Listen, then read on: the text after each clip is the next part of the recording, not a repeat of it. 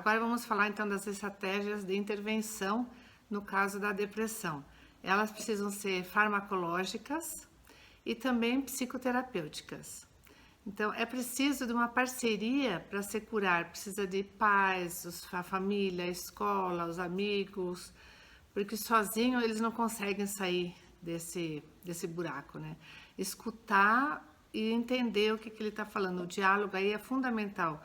O acolhimento. Os professores podem fazer uma roda de conversa, os pais darem a oportunidade do filho contar tudo sem medo que se passa com ele e não julgá-lo, mas acolhê-lo, ajudá-lo na autoaceitação. Num estudo longitudinal que foi feito nos Estados Unidos na Universidade de Howard, liderado pelo psiquiatra Robert Waldinger, analisou 700 rapazes entre estudantes da universidade e moradores de bairros pobres de Boston, sobre do que dependia a felicidade. Começou em 1938 e a pesquisa acompanhou esses jovens durante a vida toda, monitorando seu estado mental, físico e emocional. E descobriram que a felicidade não depende do sucesso profissional, não depende do sucesso em geral, nem da quantidade de estudo. Ele simplesmente dependia do afeto, o afeto que tinha entre os amigos, da família. Então, esse foi o fator mais preponderante. Então, porque o cérebro é um órgão social e o que mais modifica o cérebro são as relações humanas.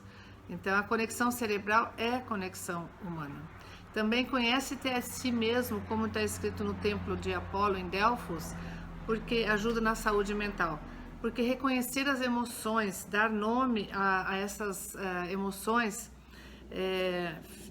faz e ressignificá-las faz com que eu me entenda, eu saiba o que está acontecendo comigo e como é que eu funciono. Se escrever o que está sentindo, refletir sobre esses pensamentos, e a solução vai estar então no problema. O que eu estou sentindo, por que eu estou sentindo isso? Então essa primeira fase é o mais importante desse tratamento paralelo, fora da farmacologia, é ter o apoio das pessoas. Em segundo lugar, nós temos que ter atividade física. A atividade física é extremamente importante, ela produz neurotransmissores importantes. Depois de 20 minutos de exercício físico, o nosso corpo começa a produzir noradrenalina, que controla a adrenalina e o cortisol, acalma, deixa alerta. A dopamina, que dopa inclusive os traumas psicoafetivos, faz focar, dá prazer, humor. A endorfina, que tira as dores e mal-estar em geral, ela dá bem-estar, euforia. A serotonina, que gera sentimentos de felicidade, esperança, bom humor. Então, qualquer tratamento, mesmo sem tratamento, a atividade física sempre é importante para um bem-estar geral. Depois nós temos a alimentação. Tanto o sistema nervoso como o organismo todo, ele necessita de nutrientes para se estruturar, manter e funcionar assertivamente. Os nutrientes são fornecidos pela alimentação. Então, são os sais minerais, as vitaminas, gordura ômega 3. Evitar os açúcares e as farinhas refinadas, que elas depletam os minerais e vitaminas e fazem uma glicação. Eles destroem todas as proteínas do corpo e inclusive a mielina é feita de lipoproteína, né? Quer dizer que lipo é o ômega 3 e as proteínas. Então, para serotonina, fazer uso de alimentos ricos em triptofano, que são aveia, banana, semente de abóbora, abacate, cacau puro, grão de bico. E para dopamina é rico em tirosina, que são os ovos, abacate, nozes. Também a música, fazer uma atividade prazerosa. Então, isso tudo também deixa a pessoa mais animada. O sol produz vitamina D e nesses lugares que tem pouco sol, as pessoas ficam mais deprimidas mesmo. A meditação, ela melhora o foco e o desempenho. A pessoa fica com mais calma, mais paciência, ela reduz o estresse, a ansiedade, ela tem uma criatividade, então ela tem uma melhora geral. E conforme todos os dias, quando for começar a aula, as professoras podem fazer um tipo de meditação com as crianças. Pode ser uma respiração, se concentrar na inspiração, na expiração, ou fazer um body scan, quer dizer que a professora fica falando, agora estou sentindo os dedos dos pés, estou sentindo meu pé relaxado, e vai fazendo, falando do corpo todo.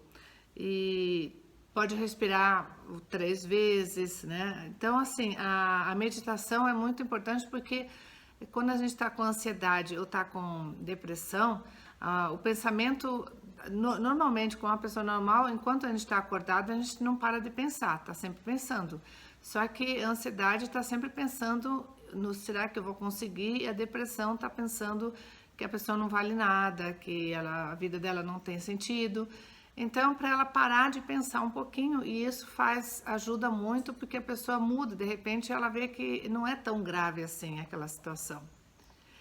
E na depressão, há uma desorganização do sistema límbico e também falta a ativação do pré-frontal. Então, eu preciso, tanto o antidepressivo, ele vai ajudar no sistema límbico, e a psicoterapia vai ajudar no córtex pré-frontal.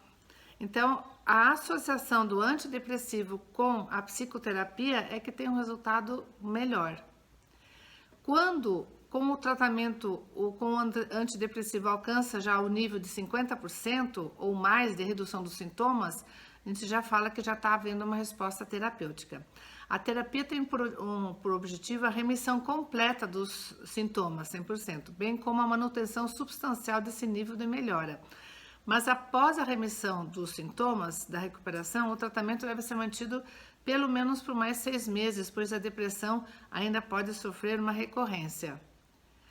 O mecanismo dos antidepressivos. A depressão está relacionada com uma deficiência na quantidade ou na função da serotonina, da noradrenalina e da dopamina, corticais e limbicais. Então, o mecanismo de ação básico dos antidepressivos é aumentar a biodisponibilidade dos neurotransmissores na fenda sináptica, podendo agir como em etapas da síntese do neurotransmissor ou na liberação do neurotransmissor, nos sítios receptores pré e pós-sinápticos, na degradação enzimática do neurotransmissor, no transportador do neurotransmissor recaptado.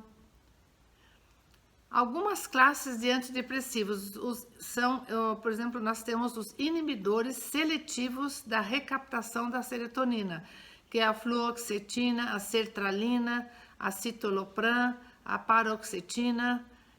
Os inibidores da recaptação de serotonina e norepinefrina, que é o venlafaxina, o desvenlafaxina, o duloxefatina e assim vai.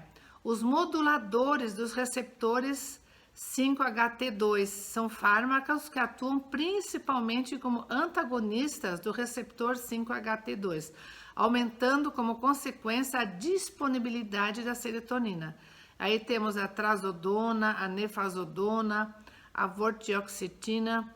O antidepressivo metanérgico atua como agonista do melatonérgico, que é o MT1 e MT2, e um antagonista do receptor de 5-HT2, aumentando a melatonina e a serotonina, que é a agelomelatina. A farmocinética dos antidepressivos é que a maioria dos antidepressivos apresenta absorção oral razoavelmente rápida, alcança níveis plasmáticos em 2 a 3 horas, liga-se com firmeza às proteínas plasmáticas, sofre metabolismo hepático e apresenta depuração renal. As interações medicamentosas. Cada medicamento carrega um perfil de tolerabilidade, de efeitos adversos e interações medicamentosas. Então, é prudente evitar, por exemplo, álcool, ou então é prudente avaliar cada fármaco e ver o que pode fazer e o que não, ou tomar outros fármacos paralelamente, se um pode anular o outro, ou então aumentar, potencializar o outro. E